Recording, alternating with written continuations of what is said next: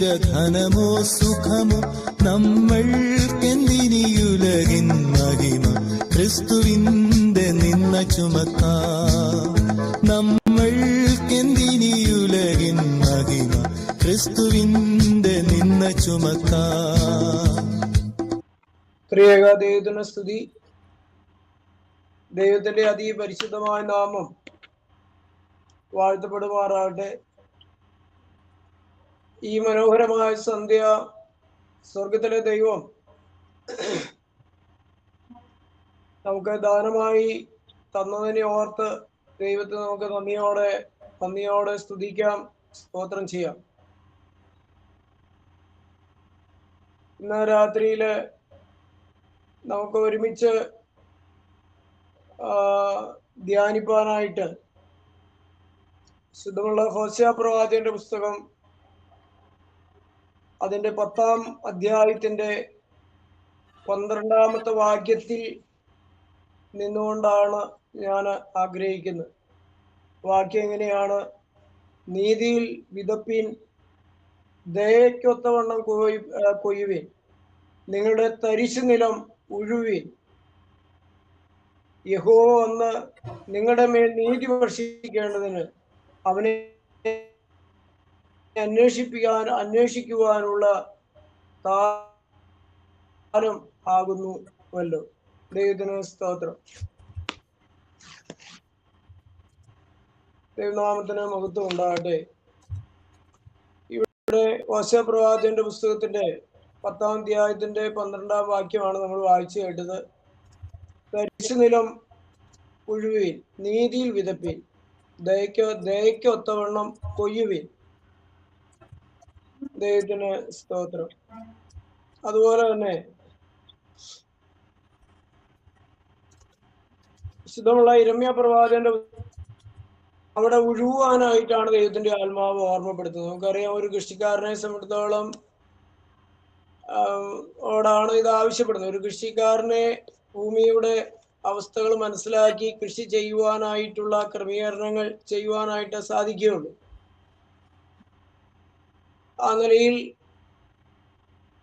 ആ വയലാകുന്ന ഈ ലോകത്തിൽ ദൈവത്തിന്റെ സ്വർഗത്തിന്റെ വിത്ത് വിതയ്ക്കുവാനായിട്ട് ദൈവം ആവശ്യപ്പെടുന്ന ഒരു ചിത്രം. അത് എങ്ങനെയായിരിക്കണം എന്ന് ഓർമ്മപ്പെടുത്തുന്ന ഭാഗമാണ്. അത് പഴയ നിയമത്തിലും പുതിയ നിയമത്തിലൊക്കെ അതിനോട് ചേർത്തുള്ള കുറെ ഭാഗങ്ങൾ നമുക്ക് കാണുവാനായിട്ട് സാധിക്കുന്നുണ്ട്. പഴയ നിയമത്തെ നമ്മൾ യഹൂദനോട് ചേർന്ന് നിന്നുകൊണ്ടാണ് ഭാഗങ്ങളൊക്കെ നമുക്ക് ചിന്തിപ്പാനായിട്ട് സാധിക്കുന്നത്. ദൈവം വലിയ പ്രതീക്ഷയോടെയാണ് യഹൂദനെ നോക്കിക്കണ്ടത്. എന്നാൽ അവർ ദൈവത്തിൽ നിന്ന് അകന്നു പോകുമ്പോൾ ആ മനോഹരമായ സ്ഥലം കാടുകളായി, അവിടെ വിതപ്പാൻ ദൈവത്തിന്റെ വചനത്തിന് ഒരു സ്ഥാനമില്ലാത്ത ഒരവസ്ഥയിലേക്ക് എത്തിച്ചേർന്നിരിക്കുകയാണ്. ഇന്ന് രാത്രിയില് അതിനുള്ള ബന്ധത്തിൽ നമുക്ക് ധ്യാനിക്കുവാനും ചിന്തിക്കുവാനുമായിട്ട് ഇടയായി തീരുവാൻ ദൈവമക്കളേറെ പ്രാർത്ഥനയോടെ നമുക്ക് ഇരിക്കണം.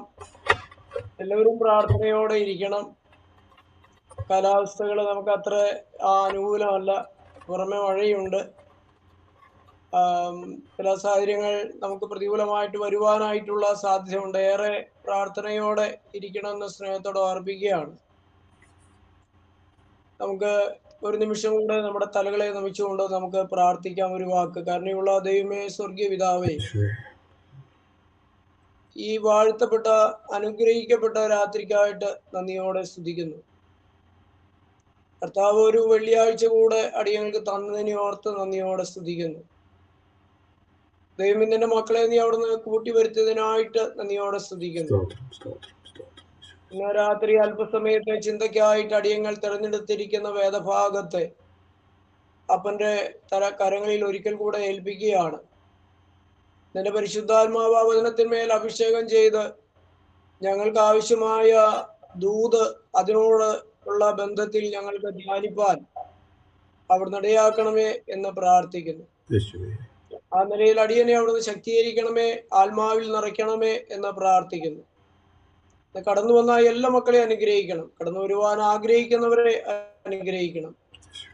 തുടർന്ന് ഇത് കേൾക്കുവാനായിട്ട് ആഗ്രഹിക്കുന്ന എല്ലാവരെയും ഓർത്ത് പ്രാർത്ഥിക്കാം.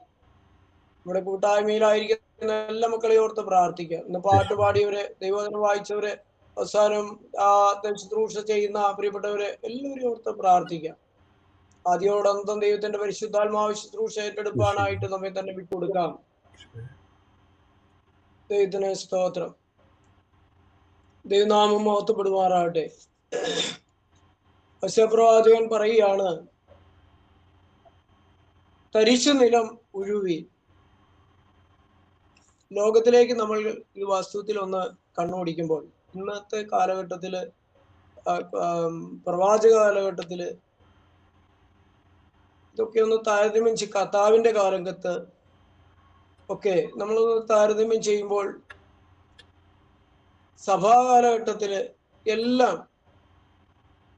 ദൈവം ഒരു സമൂഹത്തെ വിളിച്ച് വേർതിരിച്ച് വളരെ ആഗ്രഹത്തോടെ കൊതിയോടെ വേർതിരിച്ച് നിർത്തിയ ആ സമൂഹത്തിന്റെ അവസ്ഥ ദൈവം വേദനിക്കുന്ന ഒരവസ്ഥയിലേക്ക് മാറുന്ന ഒരു ചിത്രം. ആ ചിത്രത്തിന്റെ പശ്ചാത്തലമാണ് ഇതുപോലുള്ള വാക്യങ്ങളിൽ കൂടെ ദൈവത്തിന്റെ പരിശുദ്ധാത്മാവ് ദൈവജനത്തിന്റെ മുമ്പിൽ രേഖപ്പെടുത്തുവാനായിട്ട് ഇടയായിത്തീരുന്നത്. വിശുദ്ധമുള്ള പുതിയ നിയമത്തിലെ മത്തായി സുവിശേഷത്തിന്റെ 13-ാം അധ്യായത്തിൽ നമുക്ക് കാണുവാൻ സാധിക്കുന്നുണ്ട്. ഒരു മനുഷ്യൻ വിതപ്പാൻ പുറപ്പെട്ടു. ചിലത് വഴിയരിത്ത് വീണു, ചിലത് മുള്ളിനടയിൽ വീണു, ചിലത് പാറപ്പുറത്ത് വീണു, ചിലത് നല്ല സ്ഥലത്ത് വീണു. ആ മൂന്നിന്റെയും 3 അവസ്ഥയാണ്.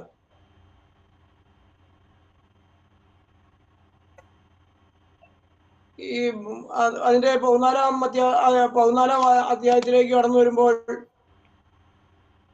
അതിന്റെ 13-ന്റെ 24 മുതലുള്ള വാക്യങ്ങൾ വായിക്കുമ്പോൾ വേറൊരു ഭാഗം കാണുന്നുണ്ട്.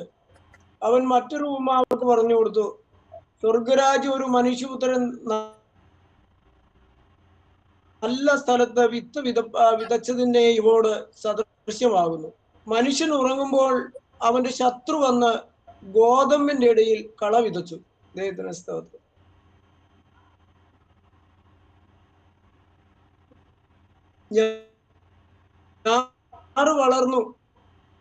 ഞാറ് വളർന്നു കതിരായപ്പോൾ കളയും കാണായി വന്നു. ദൈവത്തിന്റെ സ്തോത്രം. നമ്മൾ ഇതെല്ലാം കൂടി ചേർത്ത് വായിക്കുമ്പോൾ ആത്മീക ലോകം ഇന്നൊരു വല്ലാത്ത ദയനീയമായ ഒരവസ്ഥയിൽ എത്തി നിൽക്കുന്നു എന്ന് നമുക്ക് മനസ്സിലാക്കുവാനായിട്ട് സാധിക്കും. പഴയ നിയമത്തിൽ തന്നെ നമ്മൾ നോക്കുമ്പോൾ, ശുദ്ധമുള്ള യെശയ്യാ പ്രവാചകന്റെ പുസ്തകത്തിൽ കൂടെ നമ്മൾ 1-2 ഭാഗങ്ങൾ നമ്മളൊന്ന് മനസ്സിലാക്കുമ്പോൾ, അതിന്റെ 28-ാം അധ്യായത്തിലേക്കൊക്കെ ഒന്ന് കടന്നു വരുമ്പോൾ, 28, 24 അധ്യായങ്ങളിലേക്കൊക്കെ ഒന്ന് കടന്നു വരുമ്പോൾ, 24-ന്റെ 17, 16 വാക്യങ്ങൾ മുതൽ നമ്മൾ വായിക്കുമ്പോൾ ഇങ്ങനെയാണ്: ദ്രോഹികൾ മഹാദ്രോഹം ചെയ്തിരിക്കുന്നു, ഭൂവാസിയെ പേടിയും കുഴിയും കണിയും നിനക്ക് നേരിട്ടിരിക്കുന്നു. പേടി കേട്ട് ഓടിപ്പോന്നവർ കുഴിയിൽ വീഴും, കുഴിയിൽ നിന്ന് കയറുന്നവൻ കണിയിൽ അകപ്പെടും. ഉയരത്തിലെ കിളിവാതിലുകൾ തുറന്നിരിക്കുന്നു, ഭൂമിയുടെ അടിസ്ഥാനങ്ങൾ കുലുങ്ങുന്നു, ഭൂമി പൊടുപൊടെ പൊട്ടുന്നു, ഭൂമി കിടുകിടെ കീറുന്നു, ഭൂമി കിടുകിടെ കിടുങ്ങുന്നു, ഭൂമി മത്തനെ പോലെ ചാഞ്ചാടുന്നു, കാവൽമാലം മാടം പോലെ ആടുന്നു, അതിന്റെ അകർത്യം അതിന്മേൽ ഭാരമായിരിക്കുന്നു, അത് വീഴും, എഴുന്നേൽക്കുകയില്ല. അതുപോലെ തന്നെ ശുദ്ധമുള്ള യെശയ്യാ പ്രവാചകന്റെ പുസ്തകം തന്നെ നമ്മൾ വായിക്കുമ്പോൾ 28-ാം അധ്യായത്തിലേക്ക് നമ്മൾ കടന്നു വരുമ്പോൾ, 28-ാം അധ്യായത്തിന്റെ 7 മുതൽ വായിക്കുമ്പോൾ, എന്നാൽ ഇരുവരും വീഞ്ഞു കുടിച്ച് ചാഞ്ചാടുകയും മദ്യപിച്ച് ആടി അടക്കുകയും ചെയ്തു. ഒരു കൂട്ടം ആളുകളെ കുറിച്ച് പറയുകയാണ്. ചാഞ്ചാടിയും മദ്യപിച്ച് ആടി നടക്കുകയും ചെയ്യുന്നു. പുരോഹിതന്മാരും പ്രവാചകന്മാരും മദ്യപാനം ചെയ്ത് ചാഞ്ചാടുകയും വീഞ്ഞു കുടിച്ച് മത്തരാകുകയും മദ്യപിച്ച് ആടി നടക്കുകയും ചെയ്യുന്നു. അവർ ദർശനത്തിൽ പിഴച്ച് ന്യായവിധിയിൽ തെറ്റിപ്പോകുന്നു. മേശകളൊക്കെയും ഛർദിയും അഴുക്കും കൊണ്ട് നിറഞ്ഞിരിക്കുന്നു. ഒരു സ്ഥലവും ശേഷിച്ചില്ല. ആർക്കാകുന്നു ഇവർ പരിജ്ഞാനം ഉപദേശിപ്പാൻ പോകുന്നത്? ആരെയാവുന്നു ഇവർ പ്രസംഗം ഗ്രഹിപ്പാൻ പോകുന്നത്? പാലുകൂടി മാറിയവരെയോ മുലകുടി വിട്ടവരെയോ? ചട്ടത്തിന്മേൽ ചട്ടം, ചട്ടത്തിന്മേൽ ചട്ടം, സൂത്രത്തിന്മേൽ സൂത്രം, സൂത്രത്തിന്മേൽ സൂത്രം. ഇവിടെ അല്പം അവിടെ അല്പം.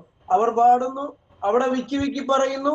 അധർമ്മങ്ങളാലും അന്യഭാഷയാലും അവർ ജനത്തോട് സംസാരിക്കും. പ്രിയപ്പെട്ടവരെ, വേദപുസ്തകത്തിന്റെ ഈ ഭാഗം എന്റെ മനസ്സിലേക്ക് കടന്നു വന്നപ്പോൾ വേദപുസ്തകത്തിന്റെ പഴയ നിയമത്തിലും പുതിയ നിയമത്തിലൊക്കെ കുറെ ഭാഗം എന്റെ മനസ്സിലേക്ക് ഇങ്ങനെ കടന്നു വന്നു. ഞാനൊക്കെ ഇങ്ങനെ ടിക്കിടുകയായിരുന്നു.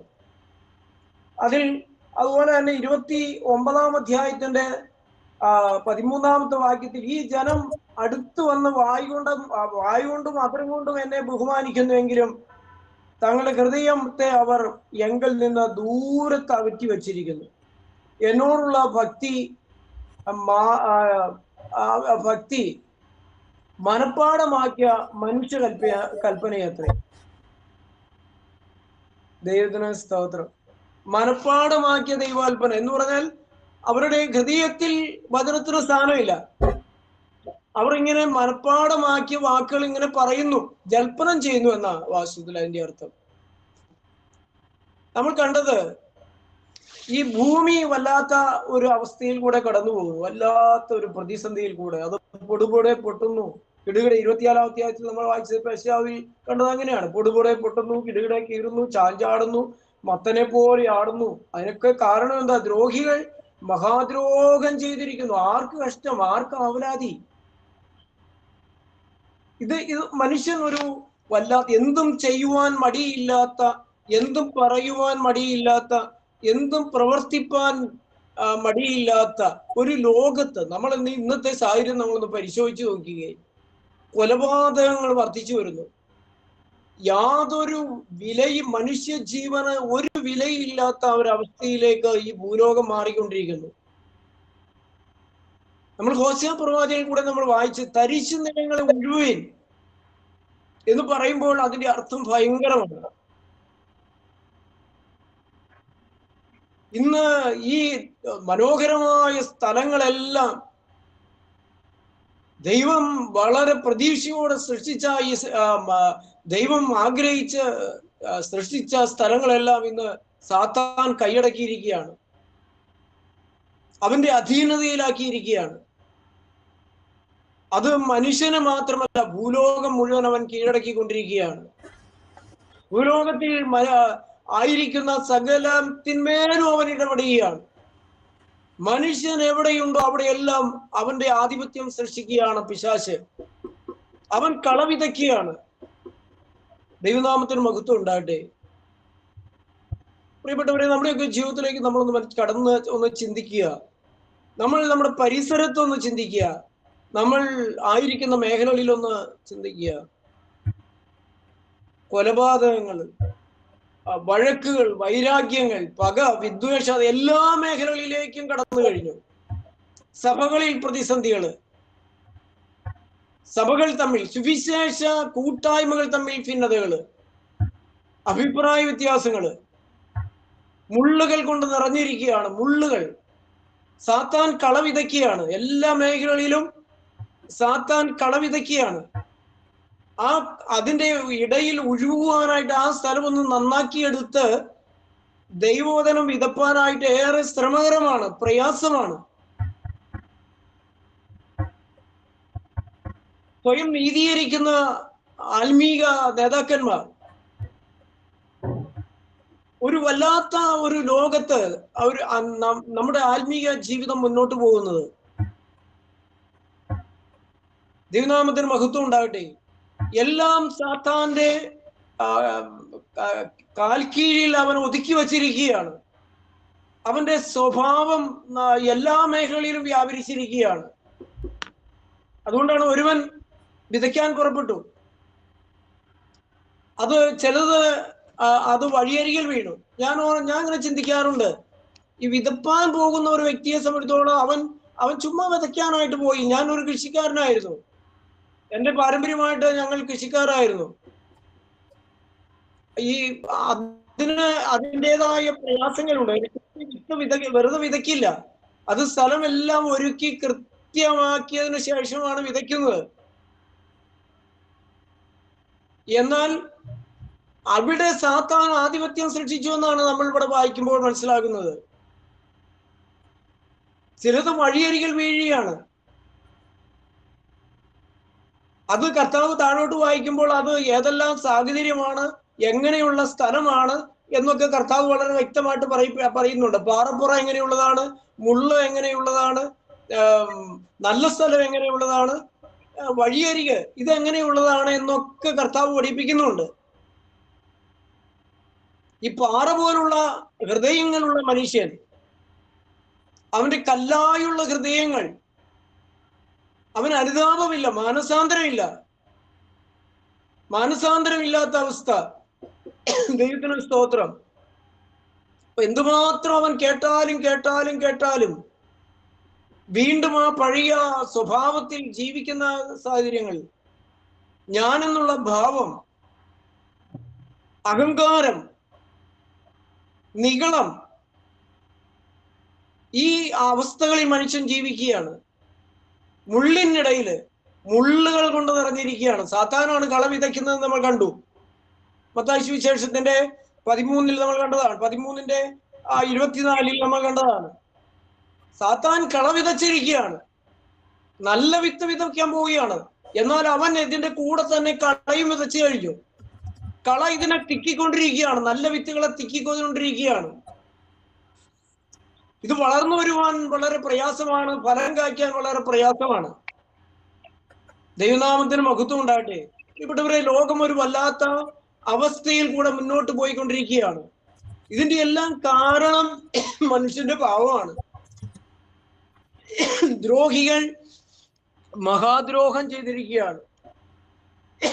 ഈ ജനം അടുത്തു വന്ന് വായു കൊണ്ട് അതിരം കൊണ്ട് എന്നെ ബഹുമാനിക്കുന്നു. മനുഷ്യന്റെ പ്രകടമായ അവസ്ഥകളെ കുറിച്ചാണ് ദൈവം സംസാരിക്കുന്നത്. ഈ ജനം അടുത്തു വന്ന് വായു കൊണ്ടും അതിരം കൊണ്ടും എന്നെ ബഹുമാനിക്കുന്നു. എന്നാൽ അവിടെ ഹൃദയം അകന്നിരിക്കുകയാണ്, വഞ്ചനയാണ്. മനുഷ്യന്റെ ഇപ്പോഴത്തെയുള്ള അവസ്ഥകളെ കുറിച്ച് കർത്താവ് പറയുകയാണ്. ദൈവത്തിന് സ്തോത്രം. അത് തന്നെയാണ് ഈ ഇന്നത്തെ ചിത്രം, ആകമാന മനുഷ്യരിലുള്ള ഒരു ചിത്രം. എല്ലാവരും വീഞ്ഞു കുടിച്ച് ചാഞ്ചാടുന്ന ഒരു ലോകം, മയക്കുമരുന്നിന്റെ ലോകം, ആടി നടക്കുക. ഇതെല്ലാം പ്രവാചകൻ വർഷങ്ങൾക്ക് BC 600 കാലഘട്ടത്തിൽ എഴുതിയ പ്രവാചകരിൽ കൂടി ഇന്ന് നടക്കുന്ന, ആ കാലത്ത് നടക്കുന്ന സംഭവങ്ങളെ കുറിച്ച് ദൈവത്തിന്റെ ആത്മാവ് വിവരിക്കുകയാണ്. വീഞ്ഞു കുടിച്ച് മദ്യരാകുകയാണ്, മദ്യപിച്ച് ആടി നടക്കുകയും ചെയ്യുകയാണ്. അവർക്ക് ദർശനം നഷ്ടപ്പെട്ടു കിടക്കുകയാണ്. മേശകളൊക്കെയും ഛർദിയും അഴുക്കും കൊണ്ട് നിറഞ്ഞിരിക്കുകയാണ്. ഒരു സ്ഥലവും ശേഷിക്കുന്ന എല്ലാ മേഖലകളും മുള്ളുകൊണ്ട് നിറഞ്ഞിരിക്കുകയാണ്. തരിശ് നിലങ്ങളായി മാറുകയാണ്. സാത്താൻ കൈയടക്കിയിരിക്കുകയാണ്. നമ്മുടെ ചുറ്റുപാടുകളും ഭൗമികവും ആത്മീകവുമായ മേഖലകളിലെല്ലാം ഈ സ്ഥലങ്ങളെല്ലാം കാട് പിടിച്ചു കിടക്കുകയാണ്. അവിടെയെല്ലാം ഈ മാരകമായ മനുഷ്യനെ ഉപദ്രവിക്കുന്ന മൃഗങ്ങളെല്ലാം കൈയടക്കിക്കൊണ്ടിരിക്കുകയാണ്. എന്റെ പരിസരത്ത് പോലും ഇന്ന് ഈ മൃഗങ്ങൾ കൈയടക്കിക്കൊണ്ടിരിക്കുകയാണ്, കാട്ടുമൃഗങ്ങൾ. കാരണം ഈ സ്ഥലങ്ങളെല്ലാം കാട് കയറിക്കൊണ്ടിരിക്കണു. പ്രിയപ്പെട്ടവരെ, ഞാൻ ഓർപ്പിക്കട്ടെ, ഇത് തന്നെയാണ് ആത്മീക ലോകത്തും സംഭവിച്ചുകൊണ്ടിരിക്കുന്ന കാര്യം. ഇത് തന്നെയാണ്. സാത്താൻ അവന്റെ ദൂതന്മാര് പല രീതിയിലും സ്വഭാവങ്ങളിലും ഇന്ന് മനുഷ്യനെ, സഭകളെ, കൂട്ടായ്മകളെ എല്ലാ മേഖലകളിലും സ്വാധീനിച്ചുകൊണ്ടിരിക്കുകയാണ്. ലോകത്തെ സ്വാധീനിച്ചുകൊണ്ടിരിക്കുകയാണ്. വർഗീയത, പരസ്പരം പോരടിച്ച് മരിക്കാൻ നടക്കുന്ന ആളുകൾ, യുദ്ധങ്ങൾ നമ്മൾ കണ്ടില്ലേ? ഇന്ന് യുദ്ധം തുടങ്ങിയിട്ട് എത്രയോ ആളുകൾ കഷ്ടപ്പെടുന്നു. എന്തുമാത്രം പ്രതിസന്ധികൾ അനുഭവിക്കുന്നു. മനുഷ്യൻ നട്ടം തിരിയുന്നു, പട്ടിണി കൊണ്ട് വലയുന്നു. ഇവിടെയെല്ലാം ഒരേ ഒരു മാർഗം മാത്രമേ ഉള്ളൂ. ദൈവത്തിന്റെ വചനത്തിന് ചാലുകൾ കൊടുക്കുക എന്ന് മാത്രമേ ഉള്ളൂ. ശുദ്ധമുള്ള തീമോഥെയോസിന്റെ ലേഖനം വായിക്കുമ്പോൾ പറയുന്നുണ്ട്, ഈ കാലഘട്ടത്തിൽ സാഹചര്യങ്ങളെ കുറിച്ച് ദൈവത്തിന്റെ പരിശുദ്ധാത്മാവ് രേഖപ്പെടുത്തുന്നതായിട്ട് നമുക്ക് കാണുവാനായിട്ട് സാധിക്കുന്നുണ്ട്.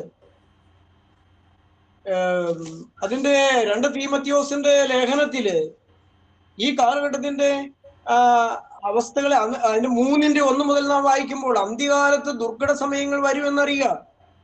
മനുഷ്യർ സ്വസ്നേഹികളും ദ്രവ്യാഗ്രഹികളും വമ്പ് പറയുന്നവരും അഹങ്കാരികളും ദൂഷകന്മാരും അമ്മയപ്പന്മാരെ അനുസരിക്കാത്തവരും നന്ദി കെട്ടവരും അശുദ്ധരും വാത്സല്യമില്ലാത്തവരും ഇണങ്ങാത്തവരും ഏഷണിക്കാരും അജിതേന്ദ്രിയന്മാരും ഉഗ്രന്മാരും സൽഗുണദോഷികളും ദ്രോഹികളും ദാർഷ്ട്യക്കാരും നിഗളികളുമായി ദൈവപ്രിയമില്ലാതെ ഭോഗപ്രിയരായി ഭക്തിയുടെ വേഷം ധരിച്ച് അതിന്റെ ശക്തി ത്യജിക്കുന്നവരുമായിരിക്കും. അങ്ങനെയുള്ളവർ വിട്ടൊഴിയുക. ഇന്നത്തെ ചിത്രമാണ് ദൈവത്തിന്റെ പരിശുദ്ധാത്മാവ് പുതിയ നിയമസഭയ്ക്ക് കൊടുക്കുന്നത്. ഈ കാലഘട്ടത്തിന്റെ ചിത്രമാണ്. ദൈവനാമത്തിന് മഹത്വം ഉണ്ടാകട്ടെ. പ്രിയപ്പെട്ടവരെ, നമ്മൾ ഇന്ന് ഈ കാലഘട്ടത്തിൽ നമ്മൾ നോക്കുമ്പോൾ മനുഷ്യരെല്ലാം ക്രൂരന്മാരായി മാറിക്കൊണ്ടിരിക്കുകയാണ്. പുറമെ പറയുന്നതല്ല അവന്റെ ഹൃദയം. ദ്രോഹികൾ മഹാദ്രോഹം ചെയ്തിരിക്കുന്നു. നമ്മൾ യെശയ്യാ പ്രവാചകത്തിൽ കണ്ടതാണ്. അതുകൊണ്ട് തന്നെ ഇന്ന് ഈ ഭൂമിയിൽ സംഭവിക്കുന്ന എല്ലാ മാരകമായ സംഭവങ്ങളുടെ പിന്നിലും മനുഷ്യന്റെ പാപമാണ്, മനുഷ്യന്റെ അഹങ്കാരമാണ്. ഈ സാത്താൻ വിതച്ചിട്ടിരിക്കുന്ന ആ സാത്താന്റെ പ്രവർത്തന മേഖലയാണ്. അവൻ തകർത്ത് കളഞ്ഞിരിക്കുകയാണ്. ദൈവജനത്തെ നാശത്തിലേക്ക് തള്ളിവിട്ടുകൊണ്ടിരിക്കുകയാണ്. നമുക്കറിയാം, ശുദ്ധമുള്ള ലൂക്കോസ് വിശേഷം അതിന്റെ 14-ാം അധ്യായത്തിൽ ഇങ്ങനെ ഒരു സംഭവം പറയുന്നുണ്ട്. ഒരു മനുഷ്യൻ എല്ലാ ഭക്ഷണവും ഒരുക്കി വെച്ചു.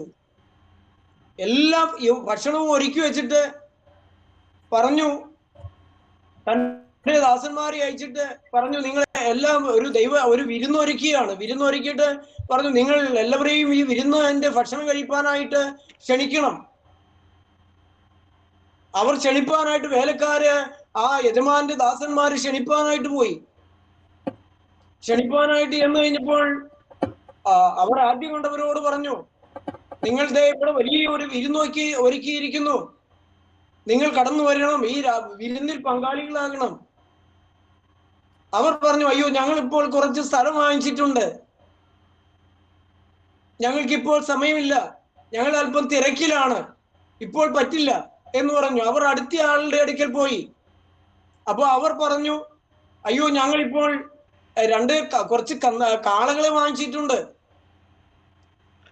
ഞങ്ങൾക്കിപ്പോൾ സാധിക്കില്ല, ഞങ്ങൾക്ക് അതിൻ്റെതായ കുറെ തിരക്കുകളുണ്ട്, ഇപ്പോൾ സാധിക്കില്ല.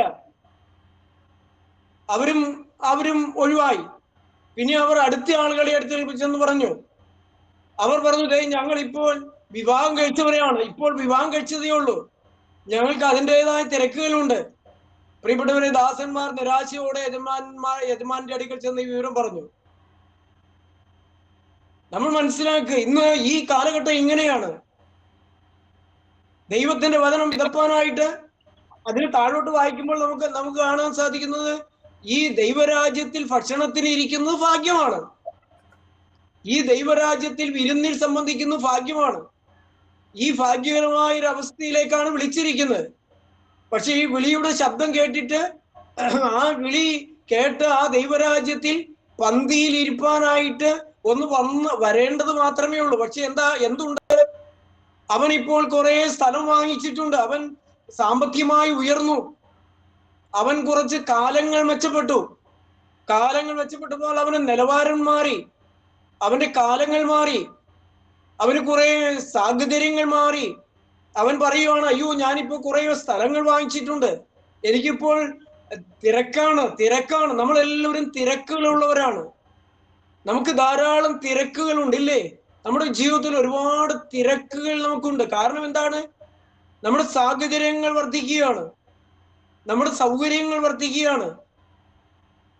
അതുകൊണ്ട് എന്തുകൊണ്ട് നമ്മൾ ആത്മീയത നമ്മുടെ ജീവിതത്തിൽ അതൊരു ഭാഗമാക്കി വച്ചിരിക്കുകയാണ്. നമ്മുടെ ജീവിതത്തിന്റെ വെറും ഒരു ഭാഗമാക്കി വെച്ചിരിക്കുന്ന ഒരു സാഹചര്യമാണ് നമ്മുടെ ഉള്ളിലുള്ളത്.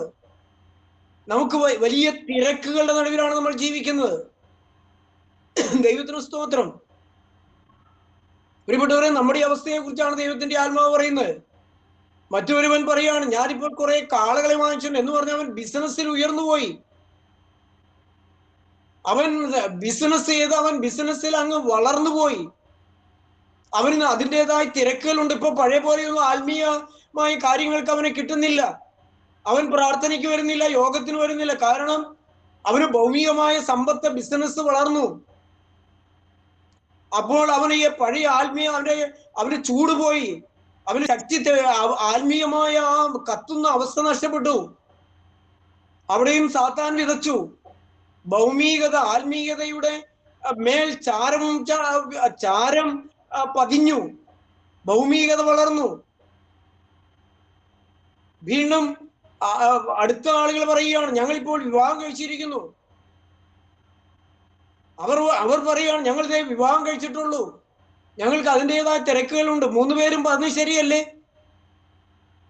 എല്ലാവരും തിരക്കുകളായി മാറി. പ്രിയപ്പെട്ടവരെ, ഒരു കാര്യം ഞാൻ പറയട്ടെ, സമ്പത്ത് തരുന്ന ദൈവമാണെങ്കിൽ ആ ദൈവത്തെ മറന്ന് നിന്റെ പ്രവർത്തനം ഉണ്ടാകാൻ പാടില്ല.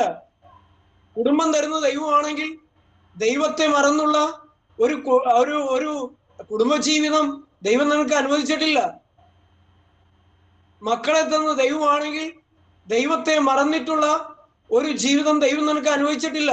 ദൈവത്തെ മറന്നിട്ടുള്ള ഒരു മക്കൾ അബ്രാഹാമിനോട് പറഞ്ഞു, നീ സ്നേഹിക്കുന്ന നിന്റെ മകനെ എനിക്ക് തരിക. എല്ലാം ദൈവമാണ് തന്നത്. നമുക്കൊരു യോഗ്യതയില്ലെങ്കിലും നമ്മൾ യോഗ്യരാക്കിയത് ദൈവമാണ്. നമുക്കൊരു യോഗ്യതയില്ലാത്തവരാണ്, നമ്മൾ മനസ്സിലാക്കുക. ഇപ്പോൾ നമ്മൾ അഹങ്കരിക്കുകയാണ്, എല്ലാം ഉണ്ട്, ഇത് എന്റെ കഴിവാണ്, എന്റെ ശക്തിയാണ്, എന്റെ മഹത്വമാണ്. നമ്മൾ സ്വയം നിഗളിക്കുന്നവരായി മാറുകയാണ്, നമ്മൾ സ്വയം അഹങ്കരിക്കുന്നവരായി മാറുകയാണ്. അതുകൊണ്ട് തന്നെ എന്തുണ്ട്? ദൈവത്തിന്റെ ആത്മാവ് പറയുന്നത് തരിശു നിലങ്ങൾ. കാരണം ഇന്ന് ആത്മീയ ലോകത്തെല്ലാം തരിശു നിലങ്ങൾ സൃഷ്ടിക്കപ്പെടുകയാണ്. നമ്മുടെ വിശാലമായ ഹൃദയങ്ങൾ, നമുക്ക് വിശാലത വേണ്ട. ദൈവരാജ്യത്തിന് വേണ്ടി നമ്മൾ മുഴുവനായി മാറ്റിവെക്കേണ്ട സ്ഥാനത്ത് നമുക്ക് തരിശു നിലങ്ങളായി മാറുകയാണ്. ദൈവവചനത്തിന് സ്ഥാനമില്ലാത്ത മേഖലകളായി നമ്മൾ മാറുകയാണ്. നമ്മുടെ ജീവിതത്തിന്റെ വളരെ വളരെ വളരെ കുറച്ചൊരു ഭാഗം മാത്രമായി നമ്മൾ ദൈവവേലയ്ക്ക് വേണ്ടി മാറ്റിവെക്കുകയാണ്. പുറമേ നമുക്കെല്ലാം ഉണ്ട്, പുറമേ നമ്മൾ വലിയവരാണ്. പക്ഷെ പ്രിയപ്പെട്ടവരെ, അതല്ല ദൈവം നമ്മെ കുറിച്ച് ആഗ്രഹിക്കുന്നത്. അതല്ല ദൈവം നമ്മെ കുറിച്ച് ആഗ്രഹിക്കുന്നത്. ഭൗമികമായ സമ്പത്തുകൾ വർദ്ധിച്ചു വരുമ്പോൾ അതിൽ മുഴുകിയിരിക്കാനായിട്ടല്ല ദൈവം നമ്മെ കുറിച്ച് ആഗ്രഹിച്ചിരിക്കുന്നത്. ദൈവത്തിന്റെ പദ്ധതി അതല്ല. ദൈവനാമത്തിന് മഹത്വം ഉണ്ടാകട്ടെ. നമ്മുടെ ഹൃദയം കഠിനമാകുകയാണ്. ദൈവം നമ്മെ അനുഗ്രഹിക്കുമ്പോൾ നമ്മുടെ ഹൃദയം കഠിനമാകുകയാണ്. പഴയ ആ നിർമ്മലമായ അവസ്ഥ നമ്മിൽ മാറുകയാണ്. ഒരു നാൾ ദൈവവചനത്തിന് ഇളകിക്കിടന്ന, പാകമായി കിടന്ന മണ്ണ് അത് പാറായുടെ ഒരു അവസ്ഥയിലേക്ക് വ്യതിചലിക്കപ്പെടുന്ന ഒരു അവസ്ഥയ്ക്കായി പറയുന്നത്. മൃദുലമായിരുന്ന ഒരവസ്ഥയിൽ നിന്ന് അതിപ്പോ ഹാർഡായി, കട്ടിയായി. അവിടെ ദൈവവചനത്തിന് സ്ഥാനമില്ല, വേറെ ഉറപ്പിക്കാൻ പറ്റുന്നില്ല. നമ്മിൽ തന്നെ ദൈവവചനം ഉണങ്ങി നിൽക്കുകയാണ്, വാടിക്കൊണ്ടിരിക്കുകയാണ്. നമ്മിൽ തന്നെ ദൈവവചനത്തിന്റെ ഇടയിൽ സാത്താൻ വിതച്ചിട്ടിരിക്കുകയാണ്. നമ്മിൽ തന്നെ ആത്മീയ സംതൃപ്തി നമുക്ക് ലഭിക്കാതെ നമ്മിലുള്ള സാത്താൻ വിതച്ചിട്ടിരിക്കുന്ന കളകൾ അതിന്റെ ഒപ്പം വളർന്നിട്ട് രണ്ടും കൂടി തിങ്ങി വളരുന്നതിന്റെ മാനസിക അവസ്ഥകൾ നമ്മൾ ഇന്ന് അനുഭവിച്ചുകൊണ്ടിരിക്കുകയാണ്. ശരിയല്ലേ ഞാൻ പറഞ്ഞേ? നമ്മളൊരു ആത്മീയ സന്തോഷം അനുഭവിക്കാൻ നമുക്ക് പറ്റുന്നില്ല. കാരണം നമ്മിൽ സാത്താൻ കള വിതച്ചു. നമ്മൾ ഉറങ്ങിയപ്പോൾ കള വിതച്ചു. നമ്മൾ ഉറങ്ങിയത് എപ്പോഴാണ്? ഭൗമികമായ സമ്പത്ത് വർദ്ധിച്ചപ്പോൾ, ഭൗമികമായ ബിസിനസ് വളർന്നപ്പോൾ, ഭൗമികമായി മറ്റ് ഭൗമികമായ മൂന്നാമത്തെ കൂട്ടർ പറഞ്ഞതുപോലെ വിവാഹം കഴിച്ചിരിക്കുന്നു, സൗകര്യങ്ങൾ വർദ്ധിച്ചു, ജഡീകമായ സുഖങ്ങൾ വർദ്ധിച്ചു. നമ്മൾ ഉറങ്ങിപ്പോയി. ഉറങ്ങിയപ്പോൾ സാത്താൻ വിതച്ചു. സാത്താൻ വിതച്ചപ്പോൾ അവിടെ കാടായി, മുള്ളുകളായി, തരിശായി. അത് പാറയുടെ സ്വഭാവമായി, മുള്ളുകളുടെ സ്വഭാവമായി. അത് വഴിക്കൽ വീണതിന് തുല്യമായി. മുള്ളുകൾ വളർന്നു വരുന്നത് വഴിയിൽ വീണതിന് തുല്യമാകുകയാണ്. അല്ലേ? ദൈവത്തിന് സ്തോത്രം. വഴിയിൽ വീണതും നമ്മുടെ ഹൃദയവും തമ്മിൽ ഇപ്പൊ എന്താണ് വ്യത്യാസമുള്ളത്? പാറപ്പുറത്ത് വീണതും നമ്മുടെ ഹൃദയവും തമ്മിൽ എന്താണ് വ്യത്യാസമുള്ളത്? ഒരു വ്യത്യാസവും ഇല്ല. നമ്മളുടെ ആത്മീയ ജീവിതം ഇന്ന് പരാജയപ്പെട്ടുകൊണ്ടിരിക്കുകയാണ്. നമ്മൾ ആത്മീയ സന്തോഷം നഷ്ടപ്പെട്ടുകൊണ്ടിരിക്കുകയാണ്. ഇന്ന് എല്ലാ മേഖലകളും വഴക്കും വൈരാഗ്യവും പകയും വിദ്വേഷവുമാണ്. സ്ഥാനത്തിനും മാനത്തിനും വേണ്ടി, മഹത്വത്തിനും വേണ്ടി മനുഷ്യൻ കടിച്ചു കീറുന്ന ഒരവസ്ഥയിലേക്ക് എത്തിയിരിക്കുകയാണ്. കൂട്ടായ്മക്കാർ പരസ്പരം മത്സരിക്കുകയാണ്, പരസ്പരം വെല്ലുവിളിക്കുകയാണ്. വാശിയോടും വൈരാഗ്യത്തോടും കൂടിയാണ് ആത്മീയ പ്രവർത്തനം നടത്തുന്നത്. അവരെക്കാൾ വളരണം, അവരെക്കാൾ വളരണം. ആളുകളെ കൂട്ടാനുള്ള തന്ത്രപ്പാടിലാണ് മനുഷ്യൻ. ആ ഒരു വളഞ്ഞ മാർഗത്തിൽ കൂടിയുള്ള കൂട്ടായ്മ ജീവിതം. അവിടെ ദൈവവചനമല്ല അടിസ്ഥാനം, വ്യക്തികളാണ്. ദൈവവചനത്തിന് വലിയ വിലയൊന്നുമില്ല. എന്തെങ്കിലുമൊക്കെ പറയുമെന്ന് മാത്രമേ ഉള്ളൂ. പ്രിയപ്പെട്ടവരെ, ഇങ്ങനെ ഒരു അവസ്ഥയിൽ കൂടെ സാത്താൻ നമ്മെ തകർത്ത് കളഞ്ഞിട്ടിരിക്കുകയാണ്. പ്രവാചകൻ വളരെ വേദനയോടെ നോക്കുന്നു.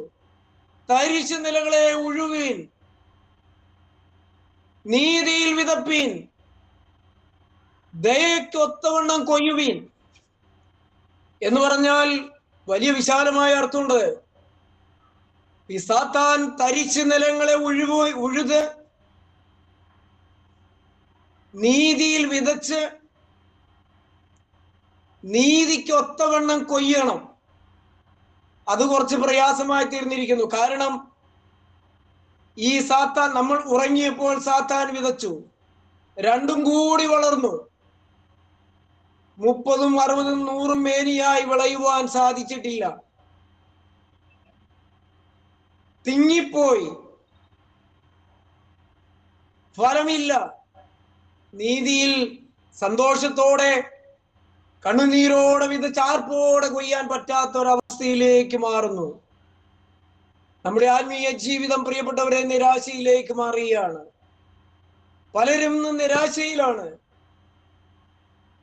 ദൈവത്തിന് സ്തോത്രം. ജീവിതത്തിന്റെ ചില പ്രതികൂലങ്ങൾ വരുമ്പോൾ, പ്രതിസന്ധികൾ വരുമ്പോൾ, വേദനകൾ വരുമ്പോൾ, കഷ്ടപ്പാടുകൾ വരുമ്പോൾ, സങ്കടങ്ങൾ വരുമ്പോൾ അനേകം നിരാശയിലേക്ക് മാറുകയാണ്. അവിടെയും സാത്താൻ കളകൾ വിതയ്ക്കുകയാണ്, അതും വളരുകയാണ്. എന്നാൽ ദൈവമക്കളെ, നമ്മുടെ ജീവിതത്തിൽ ഏത് സാഹചര്യങ്ങളെയും അതിജീവിക്കാനുള്ള ആത്മീയ അഭിഷേകം പ്രാപിക്കാനായിട്ട് നമുക്ക് സാധിക്കണം. ആത്മാവിൽ തീ കത്തുന്ന അനുഭവം നമ്മിൽ ഉണ്ടാകുവാനായിട്ട് സാധിക്കണം. ആത്മാവിൽ വളരുവാനായിട്ട് നമുക്ക് സാധിക്കണം. നാം നോക്കേണ്ടത് ഉയരത്തിലേക്ക് നോക്കണം. നമുക്കറിയാം, ഞാനിങ്ങനെ ഒരു പുസ്തകത്തിൽ വായിച്ചിട്ടുണ്ട്, ഒരു കഴുകൻ, ഒരു പരുന്ത് വർഗത്തിൽപ്പെട്ട ജീവിയാണ് കഴുകൻ. കഴുകനെ എവിടെ കണ്ടാലും കുറെ കാക്കകൾ ആക്രമിക്കും.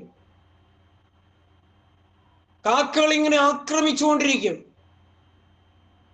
പക്ഷെ തിരിച്ച് ഈ കഴുകൻ ഒരിക്കലും ഒരു കാക്കയെ ആക്രമിക്കുന്നതായിട്ട് കാണാൻ പറ്റില്ല. കാരണം വീണ്ടും ഈ കഴുകൻ ഉയരത്തിലേക്ക് പറന്നുകൊണ്ടിരിക്കും. അവൻ കാക്കയിലേക്ക് അവന്റെ ശ്രദ്ധ പോവുകയില്ല. ഉയരം കൂടുന്തോറും ഈ കാക്ക അവന്റെ തലയിൽ വന്നിരുന്നു കൊത്തും. തലയിൽ ഇരുന്ന് കൊത്തിയാലും ഈ പരുന്ത്, ഈ കഴുകൻ കാക്കയെ തിരിഞ്ഞു കൊത്തുവാനായിട്ട് ഒരിക്കലും തയ്യാറാകുകയില്ല. പ്രിയപ്പെട്ടവരെ, ഈ കഴുകൻ വീണ്ടും വീണ്ടും ഉയരത്തിലേക്ക് പറക്കും. അത് ആകാശവിധാനങ്ങളിൽ മേഘങ്ങളുടെ അടുക്കിലേക്ക് ചെല്ലുന്തോറും അവനെ ഉപദ്രവിച്ചുകൊണ്ടിരുന്ന കാക്കകൾ പതുക്കെ പതുക്കെ താഴോട്ട് പോരും. ഈ കഴുകനിൽ നിന്ന് അവർ സ്വയം പിന്മാറും. ദൈവത്തിന് സ്തോത്രം. പറയുന്നതിന്റെ അർത്ഥം നിങ്ങൾ മനസ്സിലായോ? കാക്കകൾ ഈ കഴുകനെ കൊത്തിക്കൊണ്ടിരിക്കുമ്പോഴും ആക്രമിക്കുമ്പോഴും കഴുകന്റെ ദർശനം ഉയരത്തിലേക്കാണ്. അവൻ ഉയരത്തിലേക്ക് പറന്നുകൊണ്ടിരിക്കും. അവൻ തിരിച്ചാക്രമിക്കുകയില്ല. അവൻ ഉയരത്തിലേക്ക് പറന്നുകൊണ്ടിരിക്കും. പ്രിയപ്പെട്ടവരെ, ജീവിതത്തിൽ ഈ ലോകത്തിന്റെ സുഖങ്ങളും സന്തോഷങ്ങളും ഉയർച്ചകളും താഴ്ചകളും വരുമ്പോഴും നമ്മൾ അതിലേക്ക് നോക്കി നിരാശപ്പെടരുത്. അതിനോടായിരിക്കരുത് നമ്മുടെ യുദ്ധം. നമ്മുടെ യുദ്ധം ലക്ഷ്യത്തിലേക്കായിരിക്കണം. നമ്മുടെ യാത്ര ലക്ഷ്യത്തിലേക്കായിരിക്കണം. നമ്മുടെ ലക്ഷ്യം നമ്മുടെ ദർശനത്തിൽ പിഴച്ചാൽ നമ്മൾ തകർന്നു പോകും. നമുക്ക് നമ്മുടെ ലക്ഷ്യത്തിലെത്തുവാൻ സാധിക്കുകയില്ല. ദൈവം നമ്മെ കുറിച്ച് ആഗ്രഹിച്ച സ്ഥലത്ത് നമുക്ക് എത്തുവാനായിട്ട് സാധിക്കുകയില്ല. പ്രിയപ്പെട്ടവരെ, ഈ കഴുകൻ ഉയരത്തിലേക്ക് അടുക്കും തോറും സാത്താന്, ഈ കാക്കിക്ക് ഉയരത്തിലേക്ക് അടുക്കും തോറും അവൻ ഓക്സിജൻ കിട്ടാതെ വരും, ശ്വാസം കിട്ടാതെ വരും, അവൻ പിന്മാറിപ്പോകും, അവൻ താഴോട്ട് പോകും. ഞാൻ പറയട്ടെ, ദൈവമക്കളുടെ ആഴമേറിയ സമർപ്പണവും ആഴമേറിയ തീരുമാനവും സ്വർഗീയ ദർശനവും നമ്മുടെ ജീവിതത്തിൽ ഉണ്ടെങ്കിൽ നമ്മെ ആക്രമിക്കുന്ന പൈശാചികമായ ശക്തികൾക്ക് അവർ നമ്മെ വിട്ട് ഓടിപ്പോകും. സാത്താനോട് എതിർത്ത് നിൽപ്പീൻ, അവൻ നമ്മെ വിട്ട് ഓടിപ്പോകും. പ്രിയപ്പെട്ടവരെ, അവനോട് എതിർത്ത് നിൽപ്പാനായിട്ട് നമുക്ക് സാധിക്കണം. എങ്കിൽ മാത്രമേ അവൻ നമ്മെ വിട്ട് ഓടിപ്പോകുകയുള്ളൂ. നമ്മിൽ സാത്താൻ ഇടം കൊടുക്കരുത് വിതപ്പാനായിട്ട്. അത് നമ്മുടെ ഹൃദയമാകുന്ന ഈ സ്ഥലം, ആലയം, ദൈവാലയം, അത് സാത്താന് വിതപ്പാനായിട്ടുള്ള ഇടമായി മാറരുത്. അത് വഴി അരികായി മാറരുത്. അത് പാറപ്പുറമായി മാറരുത്. അത് നല്ല സ്ഥലമായി എന്നും നിലനിൽക്കണം. 30, 60, 100 മേനിയായി വിളയുന്ന ആത്മീയ ഫലം പുറപ്പെടുവിക്കുവാനായിട്ട് നമുക്ക് ഇടയായി തീരണം. ദൈവനാമത്തിന് മഹത്വം ഉണ്ടാകട്ടെ. ഞാൻ വാക്കുകൾ ഇവിടെ അവസാനിപ്പിക്കുകയാണ്. പ്രിയപ്പെട്ടവരെ, ദൈവത്തിന്റെ ആത്മാവ് നമ്മോട് പറയുന്നു, തരിശു നിലങ്ങളെ ഉഴുവീൻ. ദൈവത്തിന് സ്തോത്രം. നീതിയിൽ വിതപ്പീൻ, തരിശു നിലങ്ങളെ ഉഴുവീൻ. ആ ഒരു സ്വർഗീയമായ ഒരു അനുഭവത്തിലെത്തുവാൻ, സാത്താൻ ഇടം കൊടുക്കാതെ ലക്ഷ്യത്തിലെത്തുവാൻ ദർശനമുള്ളവരായി ജീവിപ്പാൻ സ്വർഗത്തിലെ ദൈവം നമ്മെ സഹായിക്കട്ടെ, ശക്തീകരിക്കട്ടെ എന്ന് പ്രാർത്ഥിച്ചുകൊണ്ട് എളിവനാന്റെ വാക്കിൽ നിന്ന് വിരമിക്കുന്നു. ദൈവനാമം മാത്രം മഹത്വപ്പെടുമാറാകട്ടെ. ദൈവത്തിന് സ്തുതി, ദൈവത്തിന് സ്തോത്രം.